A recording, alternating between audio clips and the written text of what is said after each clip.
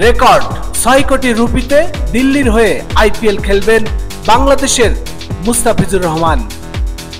নিলাম থেকে কেউ দলে নেয়নি, তবে ভারত পাকিস্তান সংঘাতের পর আইপিএলে নতুন ঠিকানা খুঁজে পেয়েছেন বাংলাদেশের সেরা বোলার মুস্তাফিজুর রহমান।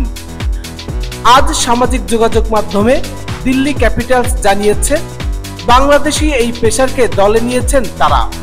এর আগেও ফ্র্যাঞ্চাইজিটির হয়ে আইপিএল খেলেছেন বাংলাদেশের সেরা বোলার মুস্তাফিজুর রহমান। আইপিএল এর ওয়েবসাইটে দেওয়া এক বিবৃতিতে জানানো হয়েছে 6 কোটি রুপিতে মুস্তাফিজকে দলে নিয়েছে দিল্লি ক্যাপিটালস।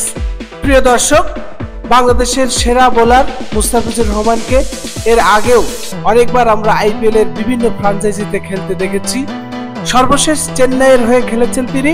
এবার আইপিএল এর মাঝপথেই ভাগ্য খুলল মুস্তাফিজুর রহমানের। অবশ্যই এটাকে ভাগ্য বলবো না, এটা তার পাওনা। হয়তোবা ভিন্ন কোনো কারণে আইপিএলে বাংলাদেশি কোনো প্লেয়ারকে স্থান দেওয়া হয়নি, তবে হঠাৎ কি কারণে কেন মাঝপথেই মুস্তাফিজকে ডেকে নেওয়া হচ্ছে সবারই অজানা। যাই হোক, সামনে আরো বিস্তারিত থাকবে, আমরা জানতে পারবো ইনশাল্লাহ। দর্শক ভালো থাকবেন, ধন্যবাদ।